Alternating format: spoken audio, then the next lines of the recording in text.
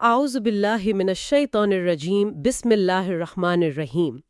تو آج ہم قرآن کریم کے ایک ایسے قصے کے گہرائی میں جا رہے ہیں جو ہمیشہ سے ذہن کو حیران کرتا آیا ہے۔ جی سورۃ الکہف میں حضرت موسیٰ علیہ السلام اور اللہ کے ایک بہت ہی خاص بندے کا وہ مشہور سفر۔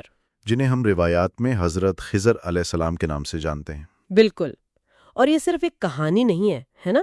یہ تو علم کی دو قسموں کا ایک مکالمہ لگتا ہے۔ ایک علم وہ جو ہم سیکھتے ہیں اور دوسرا وہ جو عطا ہوتا ہے۔ بہت خوبصورت بات کی آپ نے، اور اس میں سب سے حیرت انگیز پہلو یہ ہے کہ یہاں شاگرد خود حضرت موسیٰ علیہ السلام ہیں، ایک اتنے بڑے پیغمبر، صاحب شریعت جن سے اللہ نے خود کلام کیا۔ جی، اور وہ بھی ایک ایسے علم کی تلاش میں ہیں جو ان کے پاس نہیں۔ تو یہ قصہ شروع سے ہی ہمیں ایک عاجزی کا سبق دیتا ہے۔ چلیں تو سفر کے آغاز سے ہی شروع کرتے ہیں۔ آیت 60 میں حضرت موسیٰ ایک عزم کرتے ہیں۔ وہ کہتے ہیں کہ میں نہیں رکوں گا جب تک دو سمندروں کے سنگم تک نہ پہنچ جاؤں۔ ہاں، لا ابرح، میں ہرگز نہیں ہٹوں گا۔ اس میں ایک زبردست قسم کی استقامت ہے۔ یہ صرف کوئی جگہ ڈھونڈنا تو نہیں لگتا، یہ کچھ اور ہے۔ یقیناً، صوفیہ کہتے ہیں کہ یہ جو دو سمندروں کا سنگم ہے، یہ دراصل شریعت اور حقیقت کے ملنے کی جگہ ہے۔ اچھا، وہ اپنے علم کی جو ظاہری حدود ہیں ان سے آگے نکل کر ایک باطنی علم کے دروازے پر دستک دینا چاہتے ہیں، اور اس کے لیے وہ حقوباً یعنی ایک لمبا تھکا دینے والا سفر کرنے کو تیار ہیں۔ اور پھر وہ مچھلی والا واقعہ پیش آتا ہے، وہ اسے بھول جاتے ہیں اور وہ مچھلی زندہ ہو کر سمندر میں چلی جاتی ہے۔ جی، اور قرآن کا لفظ بھی کتنا پیارا ہے، سربا، جیسے اس نے کوئی سرنگ بنا لی ہو۔ یہ بھولنا بھی کتنا عجیب ہے۔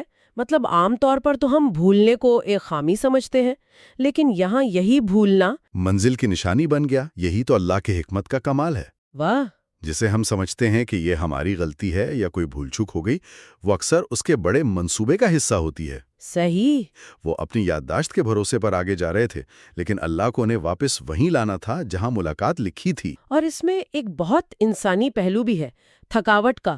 جب وہ اس جگہ سے آگے نکل جاتے ہیں تب حضرت موسیٰ کہتے ہیں کہ بھائی اس سفر نے تو ہمیں تھکا دیا۔ جی، اور یہ جان کر ایک تسلی ہوتی ہے کہ انبیاء بھی تھکتے ہیں، وہ ہماری طرح انسان ہی تھے۔ بالکل۔ لیکن اہم بات یہ ہے کہ جب ان کے ساتھی کو یاد آتا ہے اور وہ کہتے ہیں کہ مجھے شیطان نے بھلا دیا، تو حضرت موسیٰ انہیں ڈانٹتے نہیں ہیں۔ نہیں، بالکل نہیں، بلکہ فوراً پہچان جاتے ہیں۔ وہ کہتے ہیں یہی تو وہ جگہ تھی جس کی ہمیں تلاش تھی۔ یہ بات مجھے ہمیشہ بہت متاثر کرتی ہے۔ پھر وہ فرتدا علی آثارہما قصصا، اپنے ہی قدموں کے نشانوں پر واپس لوٹتے ہیں۔ آج کل کی دنیا میں تو پیچھے ہٹنا ایک کمزوری سمجھا جاتا ہے نا۔ جی بالکل، لیکن یہاں تو روحانی سفر ہی پیچھے لوٹنے سے شروع ہو رہا ہے۔ بہترین نکتہ ہے۔ سچے طالب کی یہی نشانی ہے کہ وہ اپنی انا کو آڑے نہیں آنے دیتا، اور جیسے ہی وہ پلٹتے ہیں انہیں وہ اللہ کے بندے مل جاتے ہیں جنہیں اللہ نے اپنی طرف سے خاص رحمت اور وہ خاص علم، علماً من لدنا، علم لدنی، وہ علم جو کتابوں سے نہیں، جو سیدھا اللہ کی طرف سے آتا ہے۔ یہاں سے قصے کا دوسرا حصہ شروع ہوتا ہے، اور حضرت موسیٰ کا ادب دیکھیں۔ ایک پیغمبر ہو کر وہ کتنی عاجزی سے پوچھتے ہیں۔ جی، وہ کہتے ہیں کیا میں آپ کے ساتھ رہ سکتا ہوں؟ تاکہ آپ مجھے وہ سکھائیں جو آپ کو سکھایا گیا ہے۔ وہ صرف علم نہیں بلکہ رشد مانگ رہے ہیں، یعنی سیدھا راستہ دکھانے والا علم۔ اور حضرت خضر کا جواب بھی کوئی تکبر والا نہیں ہے، وہ ایک حقیقت بتا رہے ہیں۔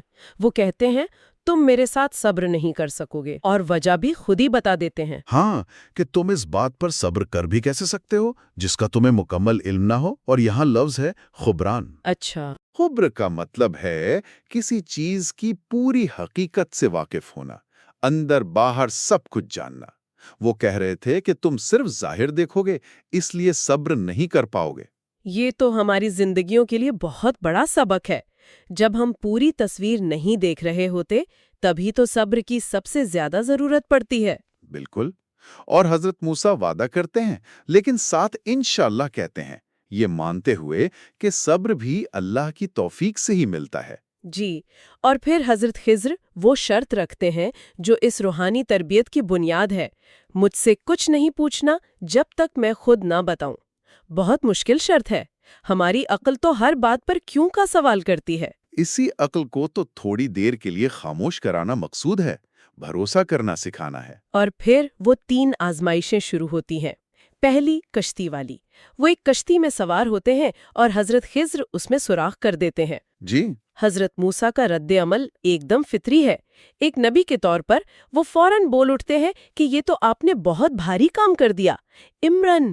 ہاں، کہ آپ تو کشتی والوں کو ڈبونے لگے ہیں۔ ان کا رد عمل شریعت کے بالکل مطابق تھا، صحیح۔ لیکن جب آخر میں اس کی اصل وجہ یعنی تاویل بتائی جاتی ہے تو پتہ چلتا ہے کہ آگے ایک ظالم بادشاہ تھا جو ہر اچھی کشتی پر زبردستی قبضہ کر لیتا تھا۔ تو کشتی کو عیبدار بنا کر دراصل ان غریب ملاحوں کو بچایا گیا تھا۔ جی، یہ ہے رحمت خفیہ، یعنی پوشیدہ رحمت۔ یہ تو ایسا ہی ہے جیسے کبھی ہماری کوئی چیز ٹوٹ جائے یا نوکری چلی جائے اور ہم پریشان ہو جاتے ہیں۔ بالکل، اور بعد میں پتہ چلتا ہے کہ اللہ نے ہمیں کسی بڑی مصیبت سے بچا لیا، بظاہر نقصان، حقیقت میں حفاظت۔ سبحان اللہ۔ اگر پہلا واقعہ حیران کن تھا تو دوسرا تو وہ تو ہلا کر رکھ دیتا ہے، ایک لڑکے کا قتل۔ جی، یہاں حضرت موسیٰ کا رد عمل اور بھی شدید ہے۔ وہ کہتے ہیں آپ نے ایک بے گناہ جان لے لی، نفسن زکیہ، یہ تو آپ نے نکرن یعنی ایک انتہائی برا کام کیا ہے۔ اور کوئی بھی صاحب ایمان یہی کہتا، لیکن اس کی باطنی حقیقت جب کھلتی ہے، آیت 80 اور 81 میں۔ جی، کہ اس لڑکے کے والدین مومن تھے اور اللہ کو علم تھا کہ یہ بڑا ہو کر انہیں سرکشی اور کفر میں مبتلا کر دے گا۔ تو اللہ نے انہیں اس کے بدلے میں بہتر اولاد دینے کا ارادہ کیا۔ ہاں، جو پاکیزگی اور رحمت میں اس سے بہتر ہو۔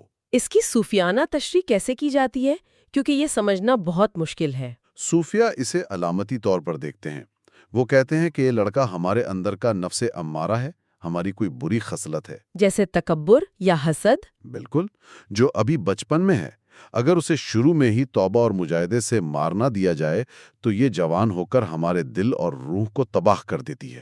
بہت گہری بات ہے، یعنی اپنے اندر کی برائی کو پنپنے سے پہلے ہی ختم کر دو۔ جی، اور پھر تیسرا واقعہ دیوار کا۔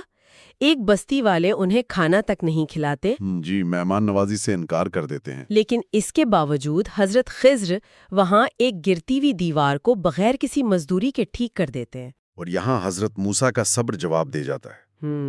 وہ کہتے ہیں کہ بھائی، جن لوگوں نے اتنا برا سلوک کیا، آپ ان کا کام مفت میں کیوں کر رہے ہیں؟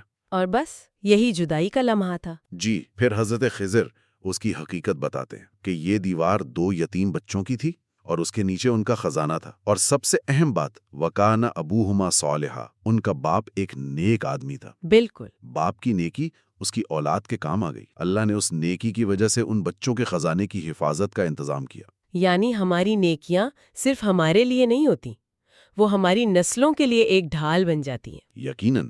اور آخر میں حضرت خضر ایک فیصلہ کن بات کہتے ہیں جو پورے قصے کا خلاصہ ہے۔ وَمَا فَعَلْتُهُ عَنْ أَمْرِي، یہ میں نے اپنی مرضی سے نہیں کیا، یہ سب اللہ کا حکم تھا، میں تو صرف ایک وسیلہ تھا۔ تو پھر اس سب کا حاصل کیا ہے؟ کیا حضرت موسیٰ کا اعتراض کرنا غلط تھا؟ نہیں، یہی تو اس قصے کی سب سے گہری بات ہے۔ حضرت موسیٰ اپنی جگہ بالکل ٹھیک تھے، وہ شریعت کے نمائندے تھے، عمل کر رہے تھے۔ ایک مومن ان دونوں کو ساتھ لے کر چلتا ہے۔ اچھا، یہ ٹکراؤ نہیں ہے؟ نہیں، یہ مراتب کا فرق ہے۔